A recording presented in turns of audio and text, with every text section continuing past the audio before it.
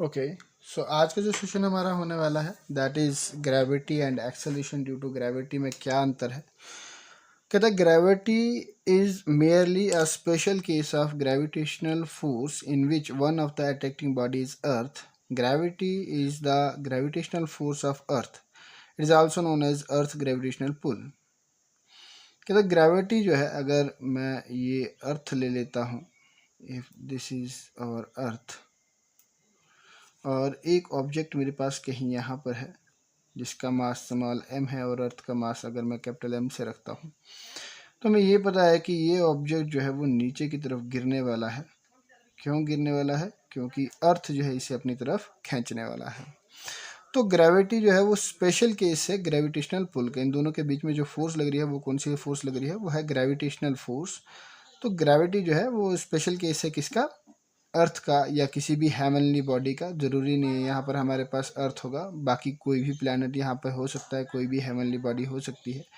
तो उन सब की ग्रेविटी जो है वो अलग अलग फैक्टर पर डिपेंड करेगी। उसके बारे में हम बाद में बात करेंगे किस किस फैक्टर पे वो डिपेंड करती है।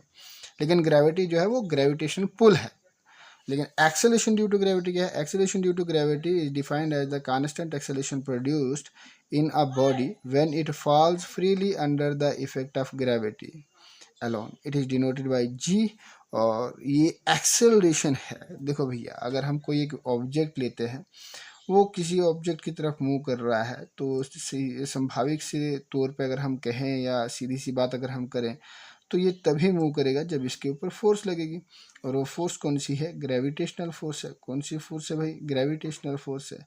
अगर फोर्स लग रहा है और वो मूव कर रहा है, तो भाई इसका जो फोर्स है वो किसके बराबर है? सेकेंड लॉ के तहत force is equal to mass into acceleration. तो डेफिनेट सी बात है कि इस बॉडी के अंदर कुछ ना कुछ एक्सेलरेशन तो प्रोड्यूस हो रहा होगा। और वही एक्सेलरेशन जो है, उसी एक्सेलरेशन, अगर वो एक्सेलरेशन किसके कारण आ रहा है? ग्रेविटेशनल पुल के कारण आ रहा है, तो हम उसको कहते हैं एक्सेलरेशन ड्यू टू ग्रेविटी। ठीक है, तो हमारे पास यहाँ पर ये जो फोर्स हो जाएगी सेकेंड लॉ के तहत, तो F is equal to mass into gravity.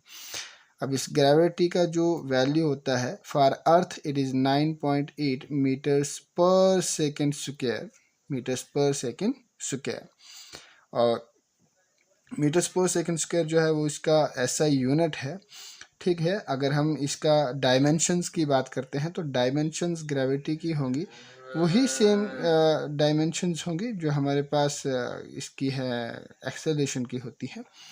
ठीक है, that is m0l1t-2। m0l1t-2।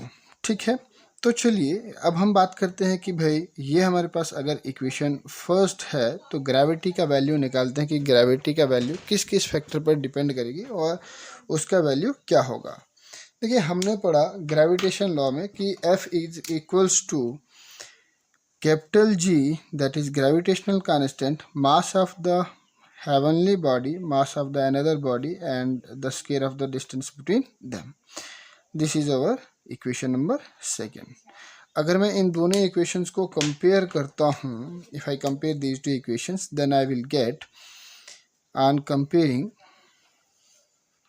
Comparing equation number first and equation number second, तो हमारे पास क्या आता है जब हम इन दोनों को कंपेयर करते हैं?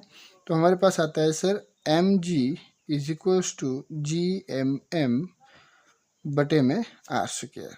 तो ये और ये ख़त्म हो गया, तो ग्रेविटी कितना बना? That is equals to gm बटे में r स्क्वायर। तो ये हमारे पास है इक्वेशन किसकी? ग्रेविटी की।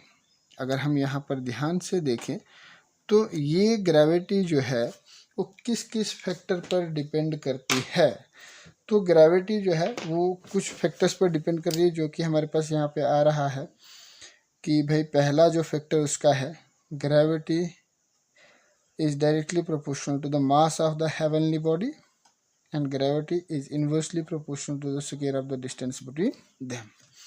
इसका मतलब जो बॉडी इसको खींच रहा है, जैसे अगर हम अर्थ है, तो अर्थ का ग्रेविटी अगर हम देखें, therefore we can say that the gravity of earth depends upon the mass of earth. Gravity of earth depends upon the mass of earth. दूसरा पॉइंट यहाँ पर ये है कि gravity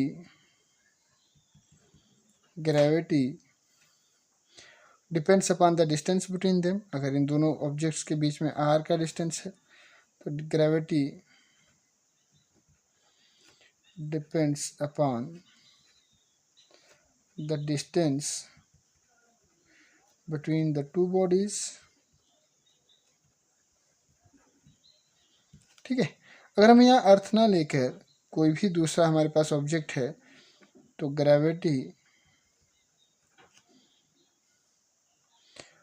gravity for a heavy body या कोई एक ऐसा बॉडी जिसका हमारे पास मास बहुत ज़्यादा है तो उसका ग्रेविटी भी उतना ज़्यादा होगा। Gravity of a heavy body will be high, ज़्यादा होगा। ठीक है, और कोई बॉडी हमारे पास है जिसका ग्रेविटी मास कम है तो उसका ग्रेविटी भी कम होगा। जैसे अगर हम बात करें उदाहरण के तौर पे, अगर मैं बात करता हूँ ये मेरे पास अर्थ है और ये मेरे पास मून है, अर्थ और मून की ग्रेविटी में कितना अंतर है?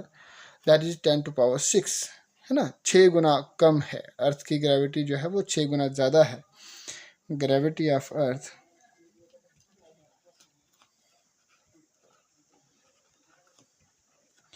is 6 times stronger than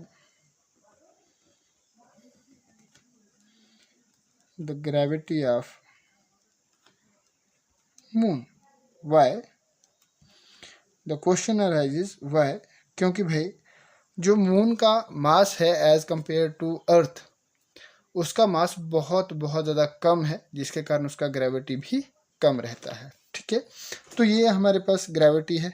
अगर हम ग्रेविटी ऑफ जुपिटर कर दें कि ग्रेविटी ऑफ जुपिटर कितना होगा, हाँ जुपिटर का मास ज़्यादा है एज कंपेयर टू अर्थ तो उसका ग्रेविटी भी जो होगा उतना ज़्यादा होगा। ठीक है, क्योंकि यहाँ पर हमारे पास सीधा सीधा सा आ रहा है मास इंक्रीजेस ग्रेविटी इंक्रीजेस, मास डिक्रीजेस ग्रेविटी डिक्रीजेस। ठीक है भैया, तो नेक्स्ट लेसन में हम ये बात करने वाले हैं कि हमारे पास ग्रेविटी किस किस फैक्टर पर डिपेंड करती है, कहाँ पर ये मैक्सिमम होती है विद रिस्पेक्ट टू अर्थ, क्योंकि हमें अर्थ के बारे में ही जानना है, अभी उतना ज़्यादा हमें जानना नहीं है। तो हम नेक्स्ट सेशन में जो भी हम बात करने वाले हैं दैट इज़ फैक्टर्स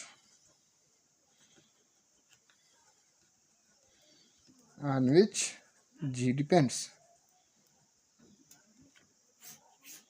ठीक है भाई, तब तक के लिए पढ़ते रहिए, हंसते रहिए, खुश रहिए।